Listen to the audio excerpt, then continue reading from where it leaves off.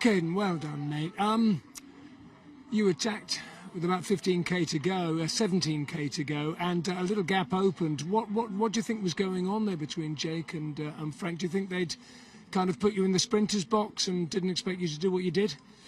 Yeah, well, after the crash with Romeo and Gregoire, Frank attacked and went full, so then we really got split up, and in the end, Jake, myself and Frank were in front, where he said he wouldn't ride because, Jake and I are obviously quite, quick sprinters, which, is fair enough, and then in the end, I didn't even know I had the gap, so I was just pulling my turn, and, as I looked behind, I had maybe 50. You launched a sprint with 17k to go. Was the first time you'd done that? Yeah, and then once I had the gap, I was actually pretty happy because I didn't want to, tow anyone to the line. But I really suffered. I went, as hard as I could for the final, as you say, 16 kilometres or so. And so it's certainly a first for me. And listen, you go back to stage one. I mean, can you even remember miraculously missing a crash and then leading out Jasper for the stage win? It's what a tour it's been. Nice to cap it off like this. Yeah, it's incredible. I mean, 3 victories for the team. I think 6 days in yellow maybe with Mathieu and 1 with Jasper. It was really a dream.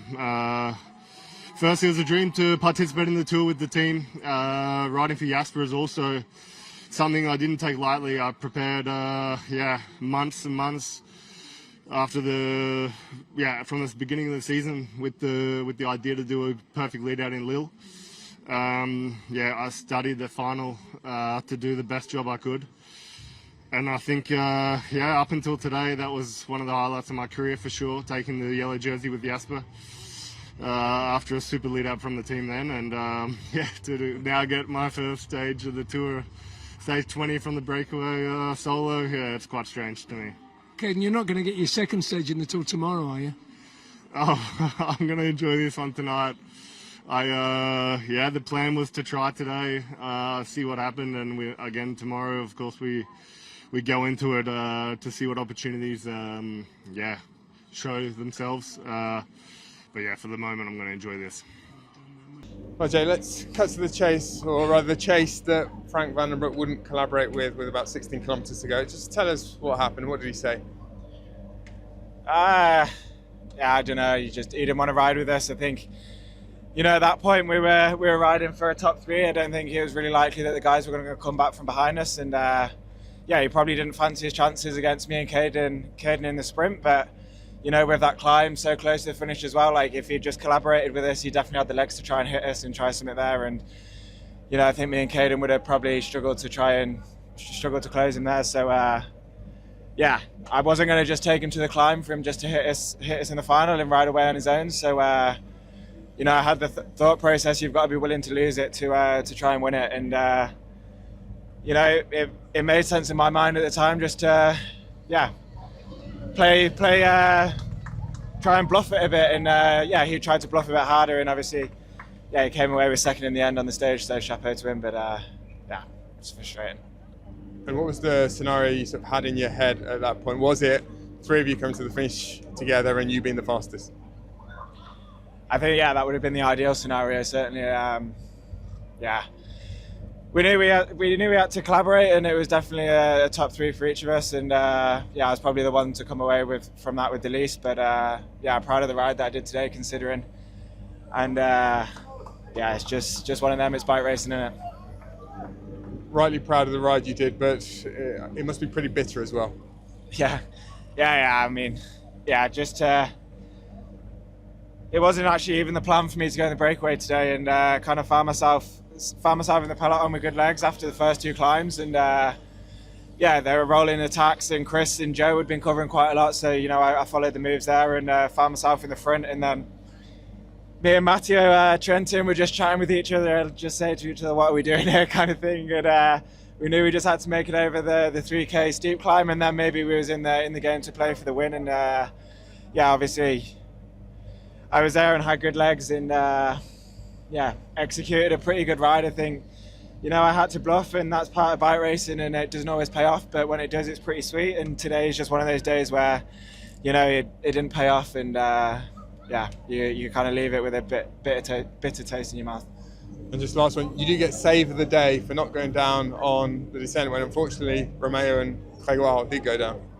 Yeah, I mean, they went pretty hot into that corner, and we could see that the road was really wet, and it also looked like an off-camber bend even, so I don't really know what they was thinking going in so fast, but yeah, I dabbed the brakes before I went in and left a bit of a gap, and yeah, I didn't go down. Thanks, Jake. Well done. And one of the great cities of the world emptied of traffic for you guys to go and play tomorrow. How is that for you? Yeah, I mean, it's pretty incredible to race in such a beautiful city, closed roads, and yeah, like it's just I think that's what's beautiful in this sport, you know. We race 170 guys racing in the one of the biggest city in the world, in the streets and on the mountains and this, and you guys watch on TV, and it's in a way it's magnificent, and for us also racing among the fans, yeah, it's beautiful. Right among the fans, and tomorrow, the way it's been set up, it could be the one and only chance of your career to win on the Champs-Élysées. Does that, I mean, I know you've had a tough 3 weeks, but somewhere in there, will you wake up tomorrow morning and think, yeah, I've got to do this?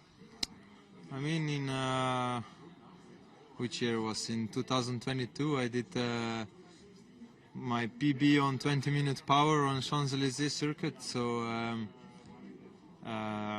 it's not that bad, and now it's a little bit even harder. So yeah, anything can happen, but I'm not gonna promise you anything that yeah, I will go for it, but we will have to see tomorrow, and we try to enjoy the yellow in Paris. Well, Jonas, was that the easy breezy transition stage into or towards Paris that you were hoping for? Not really. It was a miserable day, to be honest, with the weather also. It was yeah, I don't know, I felt like we should have brought our swimming goggles at one point almost. So it was raining a lot, and yeah, it was a hard stage. So yeah, luckily we made it through safely. I think varying levels of motivation in the peloton for a really hard race tomorrow. How much would you relish a hard race, including GC riders tomorrow? I mean, luckily for me, I have 7 minutes on the next guy, Lipovic. So I think I'll be sitting in the last part of the bunch, just taking it easy. Don't need to take any risks. So so yeah, I'm not really going full there. No. Sightseeing tomorrow. Sightseeing, yeah, maybe. Thanks, Jens. Harry, you beautiful. Well, look, it was worth a try, wasn't it? And they came back to you, but how was it out there for 35 kilometres? Kind of feeling that I guess this could be on.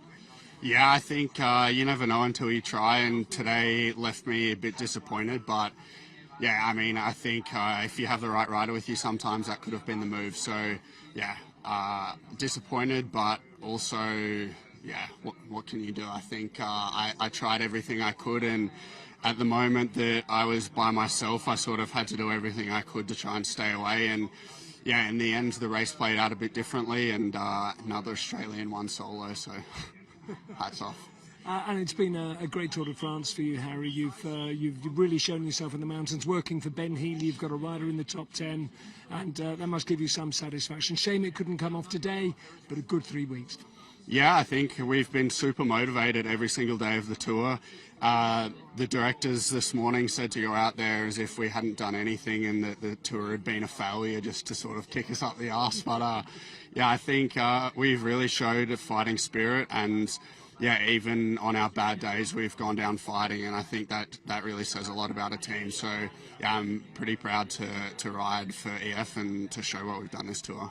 I think in your first Tour de France, you came onto the Champs-Élysées in the breakaway, and the aircraft jets came overhead with the tricolour, the colours of the flag of France, and it was like a pretty kind of amazing moment for you. Looking forward to that tomorrow? I am. I think it's going to be a bit of a different Champs-Élysées. But yeah, I think if there's anything left in my legs, I might give it a go again tomorrow. But yeah, I'm not expecting much to be there. Harry, great. Well done, man. Thank you very much.